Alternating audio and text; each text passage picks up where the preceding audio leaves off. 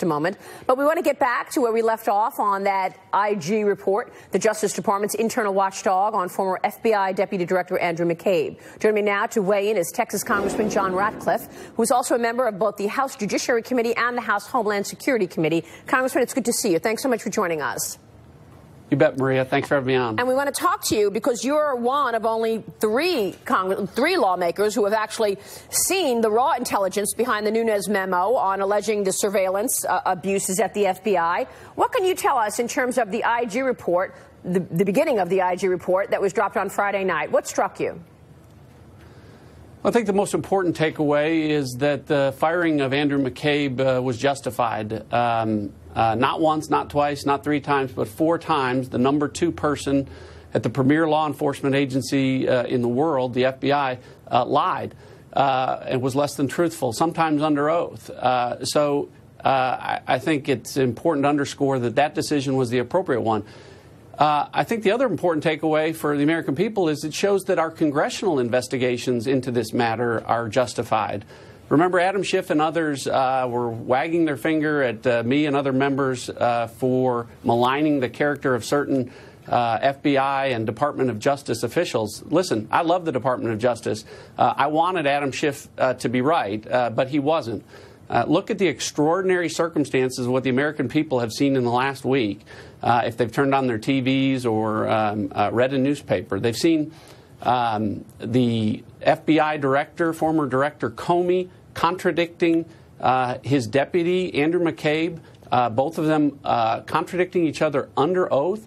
You've seen Jim Comey contradicting the former Attorney General of the United States, Loretta Lynch, in recorded and televised interviews. And you've seen Jim Comey contradicting himself with respect to his congressional testimony and now some of the things that he's saying in interviews regarding his book tour. So, you know, all of this is extraordinarily inappropriate. It's sad. It's disappointing. It's painful. But it shows that it's important for us to get to the bottom of this and for these congressional investigations to continue so that we can hold people accountable. I think Andrew McCabe is being held accountable, and I think others need to be as well. Are there criminal referrals here? Where is this going? Well, we'll see. You know, we're waiting for the rest of the Inspector General's report. Very clearly, what has been outlined is that Andrew McCabe, according to FBI's own investigators, was less than truthful under oath. The same thing that other folks like Michael Flynn and George Papadopoulos and Rick Gates are currently being charged for. So you would expect that Andrew McCabe would be treated the same under the law. I do expect that the next part of the Inspector General report will highlight additional misconduct at the FBI and the Department of Justice, and hopefully everyone will be treated equally under the law as we get those revelations. Meanwhile, he is on this book tour, and he's trashing Trump in every interview.